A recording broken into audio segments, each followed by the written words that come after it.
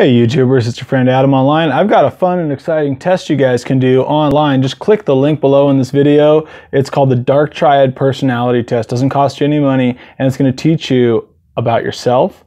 And this is a fun test you can ask your friends and family, even strangers, to do, and you can learn a little bit about them. You might even think a lot about them, but I wouldn't look into it too much. This test covers three things. It covers, stick with me here, narcissism, Machiavellian, and we're going to explain this, Machiavellianism, and psychosis or psychopathy or general craziness. You want to see how crazy, like literally mentally crazy people are around you? This is a good test for it. Now, what's narcissism? Most people know that's looking into the mirror. A lot of us in our modern culture have cell phones. We're doing so many selfies. If you go to someone's Instagram profile and it's nothing but selfie, selfie, selfie, that person is probably very high in the narcissism scale. Who was Narcissus actually? Let's take a look here on Google. It goes back into Greek mythology. Narcissus was a hunter who was known for his beauty. He was the son of a river god named Cephesus, and he was very proud, and in fact, he looked down on people that treated him well. He looked down on his friends and people that loved him. So a good sign of a narcissistic person, if you don't even have time to take the test here, something you can learn about people, if you really care about somebody, but they still look down on you, stay away, beware, get out of the relationship, and really avoid friending people who are extremely narcissistic, because in my opinion, that also leads into a bit of a psychosis where they care more about themselves than you. They don't do a tit for a tat reciprocation. When you help them out, they don't help you out in return. And enough of that, you start to question, why are you even in the friendship? What are they even doing for you in return? Why would you love them or care about them? What is it you want to get out of them? Or are you just in that relationship for no good reason at all? Okay, so that's narcissism. Number two, Machiavellianism. This is kind of a tricky word. Let's look at Niccolo Machiavelli from Italy. And he was quite a crazy dude. He said things like, it is better to be feared than to be loved if you cannot be both. Maybe you're the leader of a country, your people love you, that's great. Like Obama, a lot of people loved Obama, some people didn't. Trump, you're seeing a lot of hate come out right now, so a lot of people love him. But what if you could be feared and loved at the same time? Well, that's an interesting combination.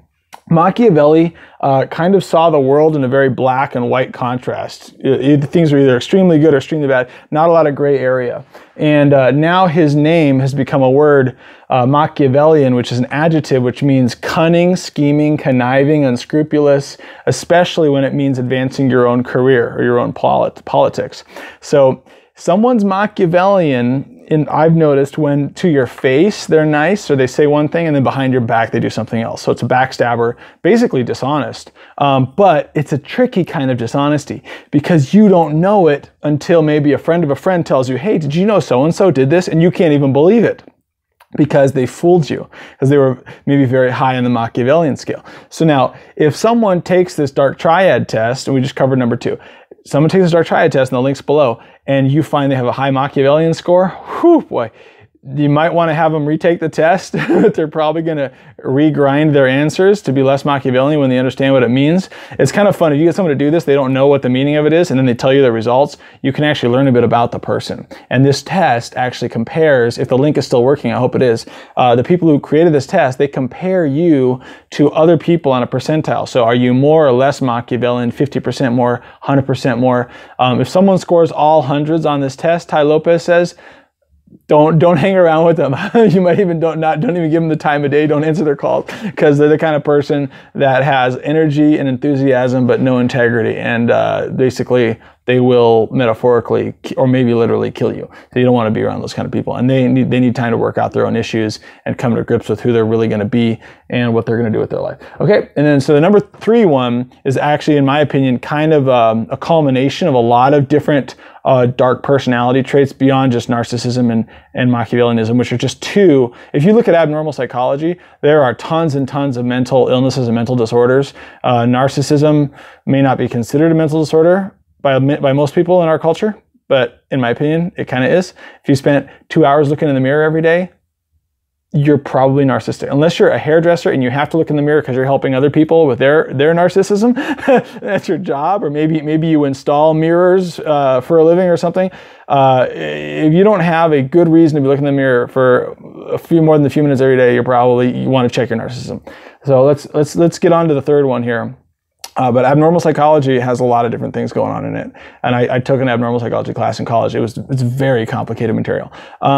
Number 3 was the psychopathy or psychosis, psychotic. All of these words, generally it means mental illness, craziness. So beyond just things like getting old and Alzheimer's and dementia, this is like, I picture a person with energy who you don't feel comfortable around as soon as they walk in the room, because you can see they are crazy, right? As soon as they open their mouth, you're like, something's not right with that person.